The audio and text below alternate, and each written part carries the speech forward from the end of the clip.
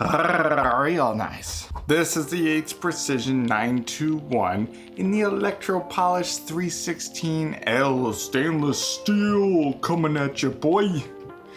Coolest thing about this, you can also get it with the mid-level plate or the high-level plate.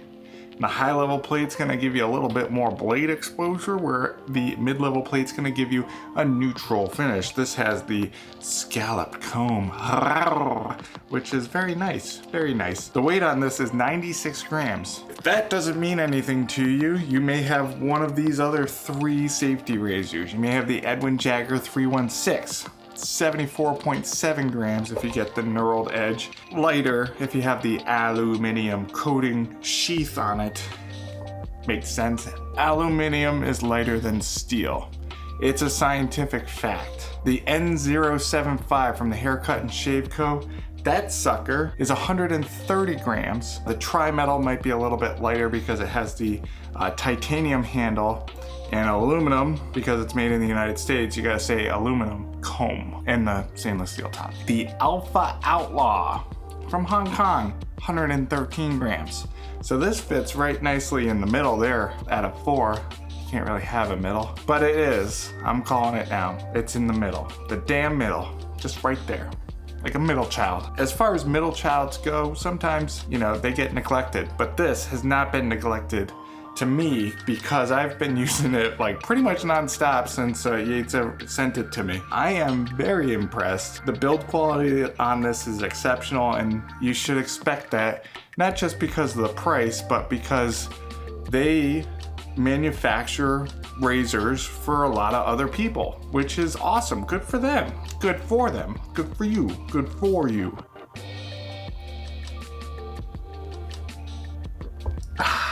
Doing my tried and true testing on the razor was over a long time ago. I've just been having a blast on my face with this at this point. Aster Superior Platinums worked really well in them. So do the Personas, so do the Repairas, so do the Feathers, and so do the Nassets that come with it, which is tight. You get a really nifty canister with it, which is kind of cool. Not a super fan on how that opens, but if you can. I'm not taking it in and out of the can every time I'm shaving with it. I usually just have it on display in this beauty. It doesn't belong in a can, it belongs in a museum. So at $200 for this razor, the 921 with the M and the H plate and the electro polishing on it. Oh, it's just such a beautiful razor. It's a big price. It's definitely a big price, but it's made in the United States. It's made by a mom and pop shop. It gives really yummy shaves. When it comes to the shave quality on this, it's definitely striking up to one of my favorite razors of 2022 so far. I do have a build your own razor coming from them that I'm excited to share with you once that gets here. They've been, I guess, bombarded with orders, which is awesome to hear. Just gotta be patient, and patient is not my middle name, but I'm doing my best. I understand their process, and I understand that sometimes you just gotta wait for perfection. That's what my parents did. They had to wait for after my sister, and then they had me, and they got perfection. This is what perfection looks like. This is also what perfection looks like, and it's been just amazing. I've been keeping it pretty much on the mid-level plate. The high-level plate with the extra blade exposure feels a bit more aggressive, even more than the Outlaw, the Alpha Outlaw, or more efficient. So, and I don't usually keep a lot of hair on my face, so after like a few days growth, I would switch it to the high level. But for me, if I'm just shaving once a day, once every other day, mid-level plate does a great job. 2 passes with the grain and across the grain, because against the grain can go F itself on my face. That sounds wrong. Against the grain has no business happening on my face. To compare, N075, this here is also made in the United States in Maryland, okay? That's just north of DC. It's a nice state. They're terrible drivers, as my experience reminds me when I used to live in Virginia. So that's my experience there. This razor here is great. It is 130 grams about-ish. $190, so $10 less expensive than the Yates. Either one of these is gonna do you a good job. If you like a heftier handle, like thicker, a girthier handle even, I'd say the N075 is your jam. You can get different handle widths, I think, for this. You just need to make sure it fits the specifications, which is something that Yates has on their website, and you can check it out. I'll put a link in the description so you can go check out the Yates website. I haven't had any issues holding this razor whilst shaving. I've actually gotten a little fancy and put my pinky right there at the bottom while shaving, typically, unless I'm going across the grain.